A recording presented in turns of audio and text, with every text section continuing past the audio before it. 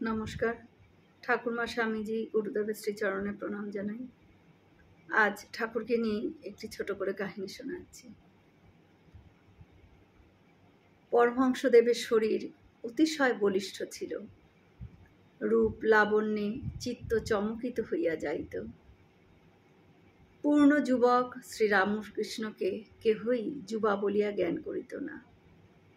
তাহার সহিত পঞ্চম বর্ষীয় বালকের ন্যায় সকলে ব্যবহার করিত। স্ত্রীলোকেরাও তাহার সম্মুখে আসিতে কখনো লজ্জাবোধ করিত না। কলকাতার মেছুয়া বাজারের লক্ষ্মীবাই নাম্নী বারাঙ্গনার সহিত পরামর্শ করিয়া ঠাকুরকে তথায় লইয়া যাওয়া হইয়াছিল। লক্ষ্মীবাই একটি গৃহমধ্যে 15-16টি পূর্ণ যুবতী অর্ধলঙ্গাবস্থায় রাখিয়াছিলেন। তাহাকে সেই গৃহের মধ্যে লইয়া গিয়া মথুরবাবু অদৃশ্য হইয়া গেলেন। সেই সময় পরমহংসদেব উলঙ্গাবস্থায় থাকিতেন। একখানি উত্তরীয় বস্ত্রের দ্বারা অঙ্গাবরণ থাকিত শুধুমাত্র। তিনি দেখিলেন যে গৃহটি যুবতী মণ্ডলী দ্বারা পরিবৃত।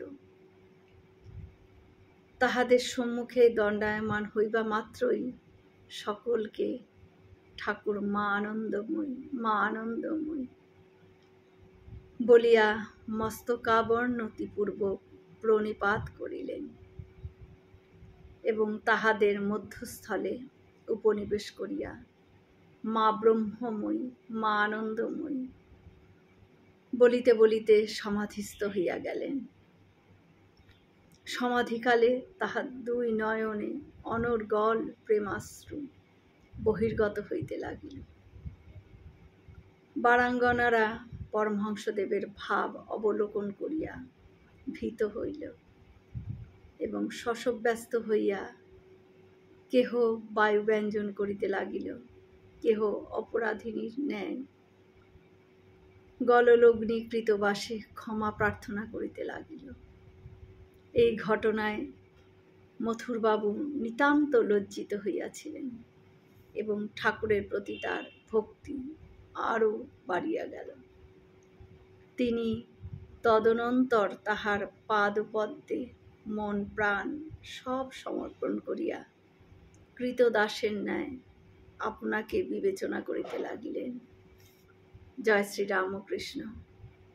আমরা সকলে মিলে একসাথে বলি, জয় মহামায় কি জয়, জয় ভগবান শ্রী শ্রী রামকৃষ্ণ দেব কি জয়, জয় স্বামীজি মহারাজ জি কি জয়।